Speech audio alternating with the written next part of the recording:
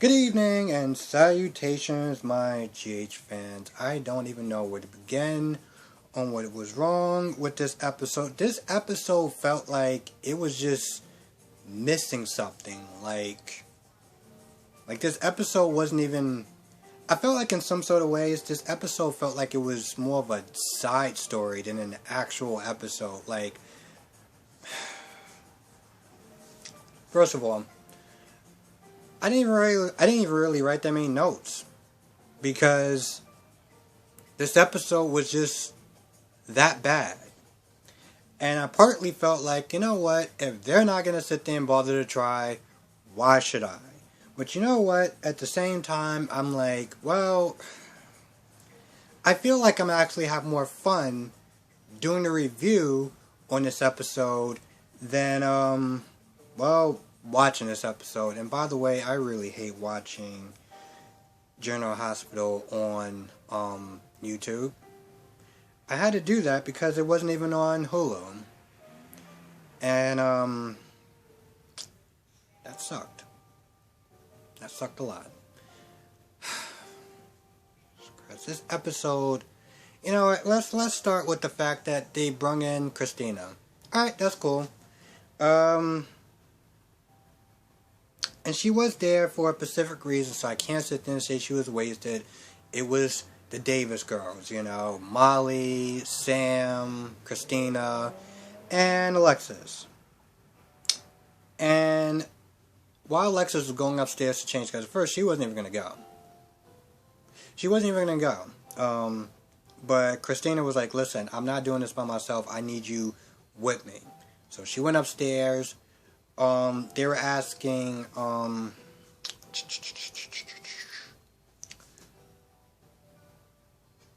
it. They were asking Molly. I don't know why I forgot her name, and she practically grew up on the show. They were asking Molly what was her chances of beating these charges. And long story short, they pretty much was like, listen, as Molly was like, as long as she's not going to continue drinking afterwards and not just act like she's remorseful, she may actually have a slim chance. And I mean a slim chance. So when she came downstairs, they were ready to go to the funeral. And Alexa's like, oh, I forgot my phone. Why don't y'all go to the car? I'll be right there. I guess stabbing a man just clearly wasn't enough. So they all go. And Alexis goes, I guess she hid like a bottle or whatever, because I forgot Molly was like, I ransacked the house or whatever, make sure there was no alcohol. And of course Alexis hid the alcohol, so she had her little bottle things or whatever. Does those things actually really even get you buzzed? Because they look so small. So Alexis found, she had a little hiding place or whatever, the little liquor things or whatever. She just starts knocking them back or whatever. She turns around, Christina is right there. Alexis is she just can't win. She just can't win, I mean, this whole thing started with Neil's death, but even before that, I think she was drinking before then, too. With Julian. Of course, she blamed Julian because, why bother to take responsibility for your own actions when you could just blame somebody else. But yeah, her whole, life has just been going downhill. And after Julian, at one point, she started to get better, and then Neil's death, and here we are. She can't even be bothered to be sober for her own daughter's dad's funeral. Christ, lady. So, honestly, to tell you the truth, I'm not gonna lie. I feel like you didn't even have to watch this episode. You could have just read the synopsis and it would have been fine, because this episode... Listen, I was upset that I had to watch it on YouTube, but, I mean... Now I'm sitting there thinking about it. Was it actually going to be that much better if I watched it on Hulu? So, Sonny finished talking to Phyllis a little bit, and Sonny and Lenny just kind of working the bar or whatever, just kind of cleaning and stuff, and the state trooper, that dick of a person, started to come in, and he was all like, oh, well, this business got robbed, and where were you at? Honestly, tell you the truth, if this episode wasn't so bad, I might have let his dickish behavior kind of slide with me on an emotional level, but nope. Nope. Something about his tone, his approach just bothers me. And I'm not going to really get into why it fully bothers me, but I think at this point that it goes way beyond just a TV show kind of bothers me. But anyway, he came in there, and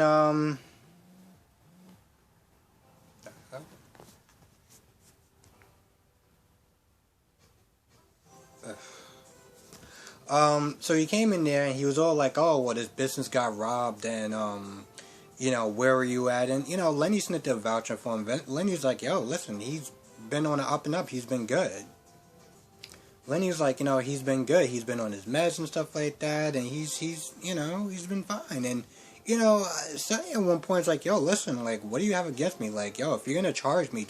Like, you're just gonna waste your time while the real robber, the real person, gets away. Like, if that's what you want to do, fine. So at some point, he goes in the back and he starts to make some coffee or whatever. And I don't remember where Lenny's at, because I'm not gonna lie, I was kind of staring at my phone. But when Sonny, I guess, put down a coffee mug or whatever, the sheriff took it, or the state trooper took it. I don't know if he's a sheriff or a state trooper, but to be honest, the guy's a dick. So he took the cup and he put it in his pocket because he's gonna run his prints. At some point, he was saying to Lenny, he was like, yo, listen, I don't have a good feeling about this guy. Maybe if I take him down to the station, run his fingerprints, we'll know who we're dealing with.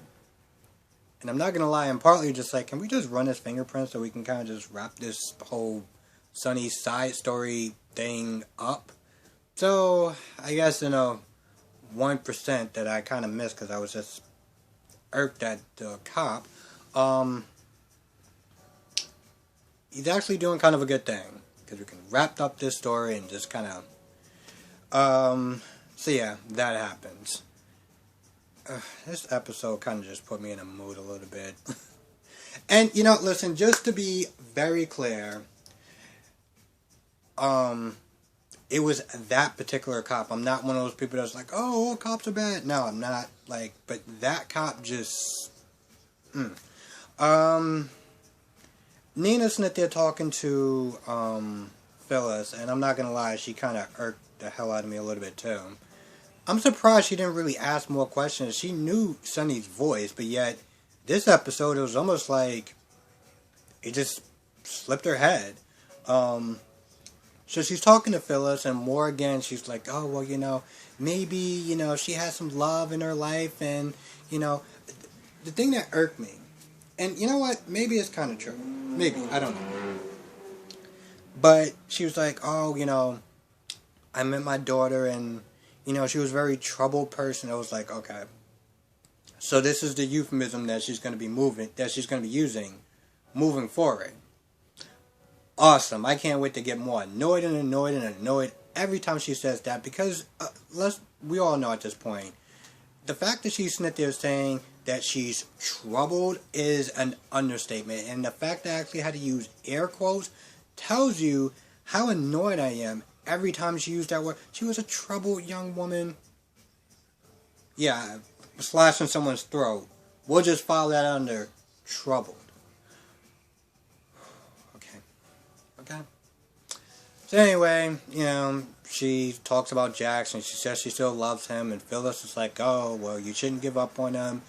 And of course, she goes down to the church, and she overhears, because clearly this is what we like to do, is eavesdrop. She overhears Carly talk about Nell's death, and, like the cliff or whatever. I don't know if she really got into specifics. I don't think she got into specifics, she tried to grab her hand and she just slipped or whatever. But, it's just more about, that the stuff that really happened during the cliff or whatever.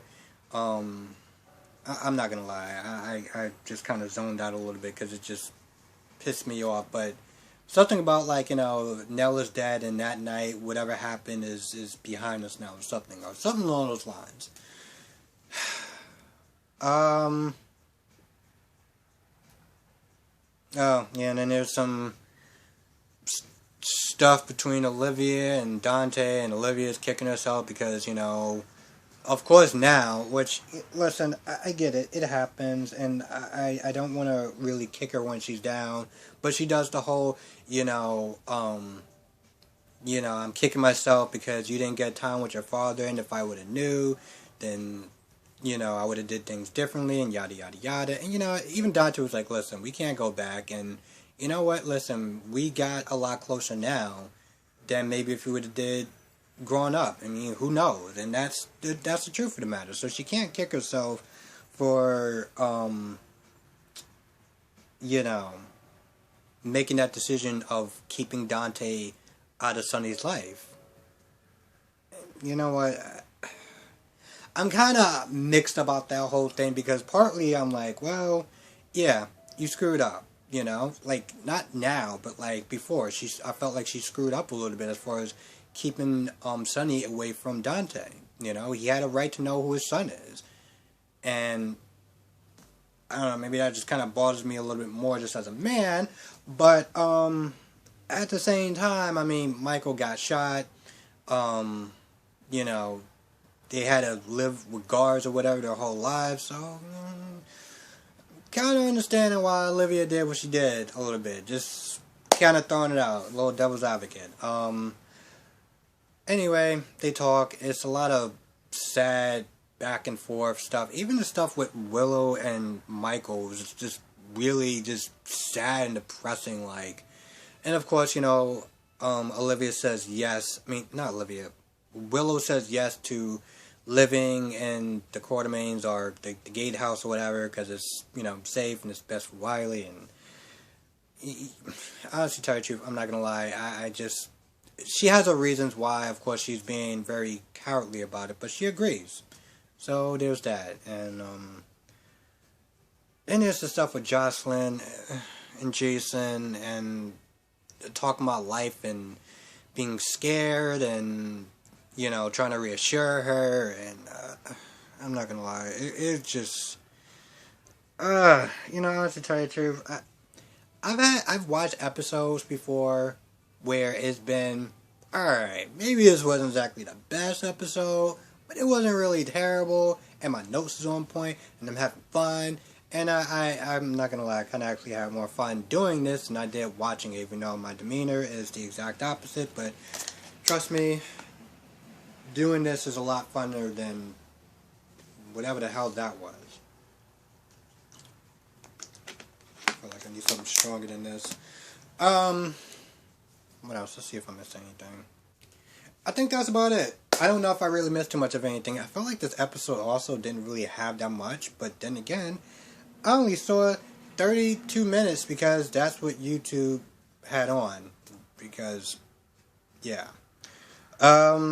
I think that's pretty much about it. If I missed anything, and I missed something during my day's review, and I'm kind of annoyed about that, because that was clearly the winner in this whole day. If I missed anything, please write it down in the comment section below.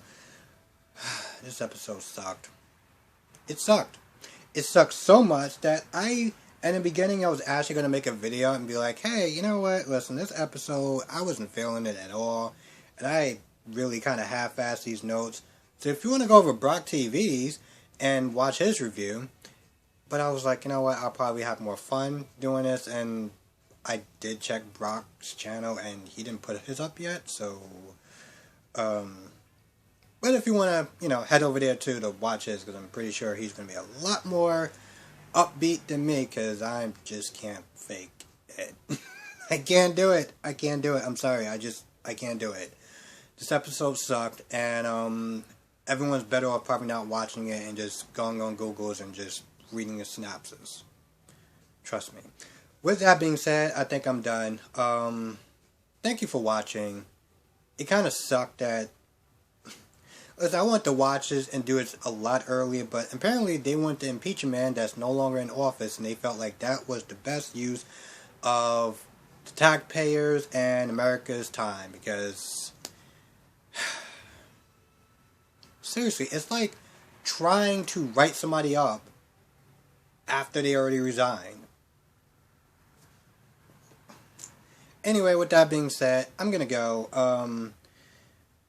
and I'm gonna watch WandaVision because at this point I need something that's a lot more positive than what the hell I just watched. I hope everyone has a great night, and thank you for watching. Be safe. Hopefully, if people decide not to waste any more of our time, impeaching someone who is already like not there, I can do this review a lot earlier, and maybe we can get a better episode. Be safe, everyone. I will catch everyone in the next review.